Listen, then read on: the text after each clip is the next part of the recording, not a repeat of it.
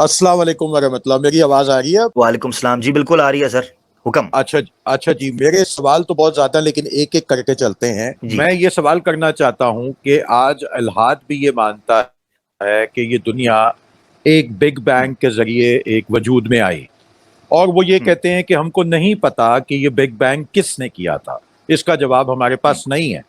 लेकिन वो साथ हम्म, ही ये कहते हैं कि ये कैसे हम मान लें कि ये मुसलमानों के खुदा ने किया है, क्रिश्चियंस के खुदाओं ने किया है, हिंदुओं के खुदाओं ने किया है। ये मैं सवाल उनके रख रहा हूँ। मेरे को भी बड़ी हंसी आई थी जैसे आपको आई है, लेकिन हम्म। चूंकि उर्दू के अंदर अब कुछ इल्हादी चैनल्स बड़े बच्चों के अंदर कम अकली की वजह से प्रमोट हो रहे हैं, तो ये मैं वो वाले सवाल आपके सामने रख रहा हूँ। पहले आप इस सवाल का जवाब दे रहे हैं, अगर आपके पास हुआ तो फिर मैं दूसरा सवाल। अच्छा, पहले तो ये है कि किसी भी मुल्हिद को जब वो कहता है कि हमें ये नहीं पता कि मुसलमानों के खुदा या फलाने खुदा ने किया है, सबसे पहले ये चीज है कि जब फेल साबित हो जाए उसका फाइल यकीनी होता है। यानी अदमे जिक्र फाइल से अदमे फेल लाजिम नहीं आता। ये मंतकी और फलसफी बहस है। मिसाल के तौर पर आप एक सड़क पे जा रहे हैं और सड़क पर आप देखते हैं कि आपको एक बच्चा रोता, बच्चे के रोने की आवाज आती है, तो आप दौड़कर जाते हैं, आप बच्चा देखते हैं, ला महल्ला आपके जहन में सबसे पहले जो चीज आएगी गैर शोरी तौर पर वो आएगी, इसके माँ बाप कौन है। क्यों आता है आपके जहन में इसके माँ बाप कौन है? क्योंकि आपको पता है कि ये बच्चा आसमान से नहीं गिरा, ना जमीन से फुदक कर बाहर आया है। ये एक माँ बाप का मिलाप हुआ है फितरती तौर पर, और उसके एक प्रोसेस के नतीजे में ये बच्चा आपके सामने मौजूद। अब जब ये मुल्हिद मानता है, मैंने इसीलिए जब डिबेट हुई थी, अगर आपने सुनी होगी वो डिबेट, यकीनन मैंने उसमें भी ये बात की थी कि science, establish science reverse analogy के ऊपर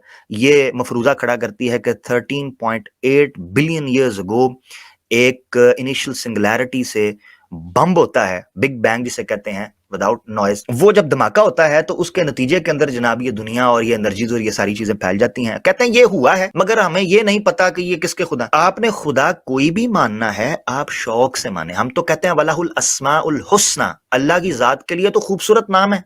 आप उसको क्रिएटर कह लो, आप उसको इन्वेंटर कह लो, आप उसको इनिशिएटर कह लो, जो आप नाम रख सकते हो। इस पूरी की पूरी कायनात को सजाने वाला जो है उसको आप कोई नाम दे दें।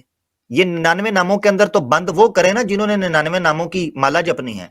हमारे नजदीक तो लामहदूद है।